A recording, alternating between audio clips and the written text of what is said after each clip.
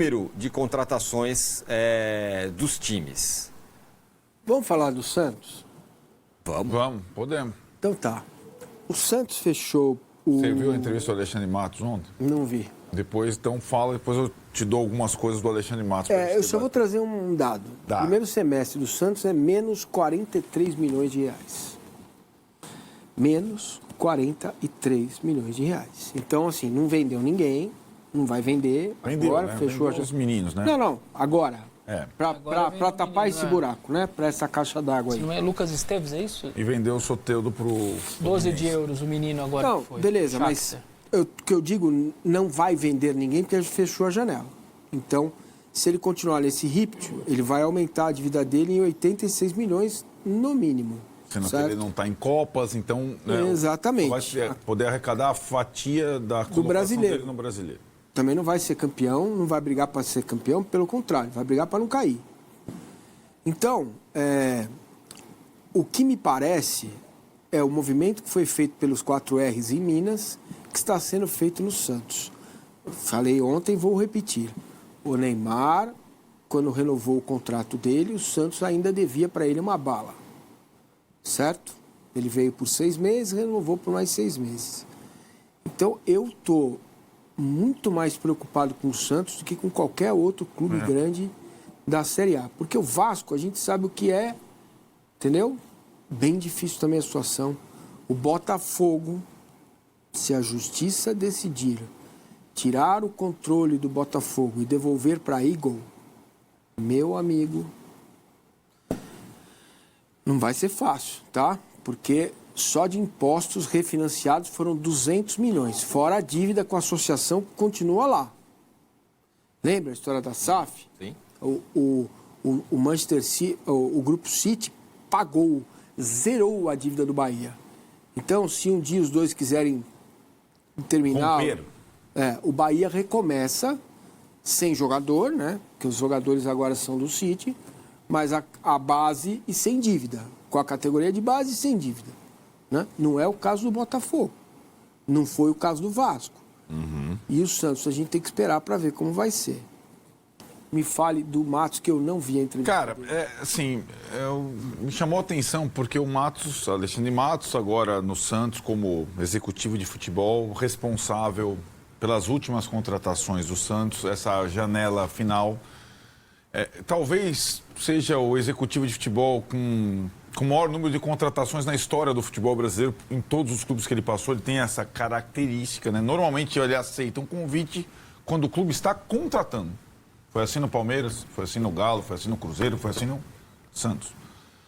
E nesse ano ele estava no Cruzeiro, quando chega o Leonardo Jardim. O Leonardo Jardim, olha, o time que você montou para mim não me interessa. Foi mais ou menos isso que aconteceu. O Pedrinho BH abriu mão do Alexandre Matos. O Alexandre Matos foi para o Santos, que já estava contratando bastante.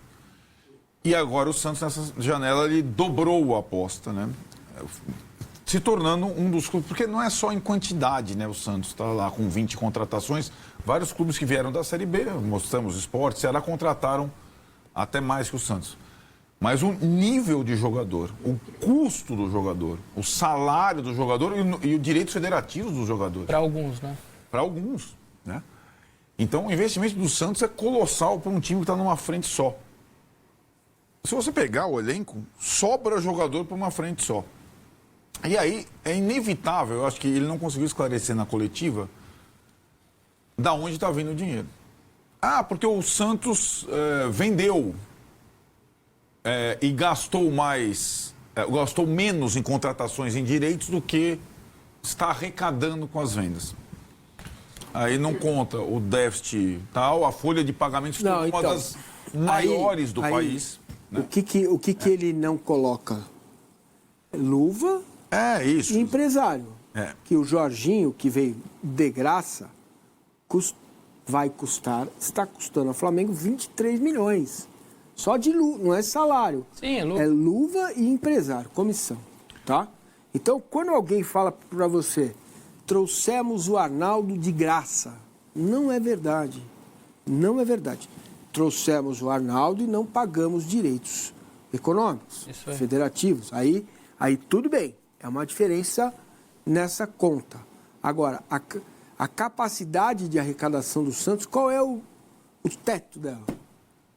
Sim. Se ele ganhar a Copa do Brasil e chegar na final da Libertadores, ele pode ir para 600 milhões. E vender um cara topzera, 2, ele vai para 700 milhões. É o limite. Entendeu? É isso que me preocupa, porque a capacidade hoje de arrecadação, sem capital externo, e tudo bem também, pode ser que tenha, não tem problema. Capital externo entrando, que é compra do futebol do Santos, aí beleza. Né? Precisa ver, é o Marcelo Teixeira que está botando dinheiro lá todo mês? A informação do nosso colega do Fábio Sormani é que o pagamento da Folha é o Marcelo que está pagando. São as empresas dele, certo? Alguma coisa. Agora, já está tendo que pôr dinheiro no clube. Então, agora esse dinheiro vai voltar para ele. Como já aconteceu em outras vezes. E a gente não sabe, de fato, qual é a participação, eu acho que essa é a questão que fica no ar, né? Da família Neymar nesse processo todo, né? Não só do Neymar, como no processo de reconstrução do time. E pode ser que as duas famílias possam cuidar do Santos como o projeto do estádio na Praia Grande. Isso. Tem explicitamente essa parceria, digamos assim. Exatamente. Como se fala que em Minas é um pouco isso. Os 4 R's começaram ajudando e depois ficaram como donos do clube e tal. Exato, porque ajudando foi aumentando uma dívida com eles mesmo, né? E fizeram tudo para ganhar o campeonato, ganharam, lembra?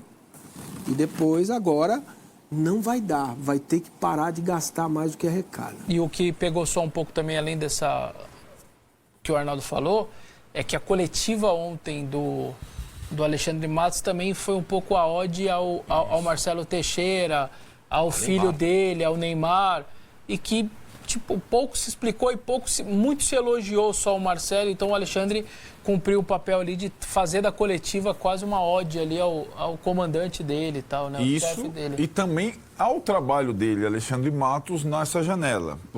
E aí tem uma coisa curiosa que acontece com o Santos nessa entrevista do Alexandre Matos e depois na outra, no executivo que já se foi e pediu demissão. A gente recupera daqui a pouco. O Alexandre Matos, na verdade, quando ele fala que o Santos não luta contra a falta de credibilidade no mercado, e é muito difícil contratar no Santos, segundo ele, por conta da falta de credibilidade do Santos nos últimos tempos, ele valoriza o trabalho. Mas é quase assim, mas como eu estou aqui, eu consegui contratar 4 jogadores nessa última janela, tal. Então é quase um autoelogio ao trabalho. Mas ele é bom mesmo, né, nisso? Sim, ele é muito bom, né, nisso, mas as frases dos clubes de futebol, alguns mais tradicionais, sobretudo o Santos, elas caem como o Santos vive. Então, quando ele fala, as manchetes todas da imprensa ou das mídias de Santos, depois da entrevista do Alexandre Matos, o Santos não tem credibilidade. Isso gera um incômodo. Lembrando que o Pedro Martins, que é CEO do Santos, que nesse ano, não é no início do projeto Neymar, quando ele fala que o saudosismo iria matar o Santos, ou pode matar o Santos, criou-se um clima tal que ele foi obrigado a sair. Né? Então, o Alexandre Matos, que ele tentou elogiar o Neymar, elogiar o Marcelo Teixeira, elogiar o Santos, mas depois o Santos não tinha credibilidade no mercado, ou não tem credibilidade. Então, pegou um pouco mal ali também. O fato é que é uma grande interrogação esse projeto do Santos na temporada. E, normalmente, com as próprias pernas, não teria condição de contratar 20 e ter um time desse nível. Uma folha de pagamento desse nível. E soma algumas outras curiosidades daquela tela. O São Paulo com 9 parece um número para quem está com dificuldade financeira, mas também perdeu muito jogador.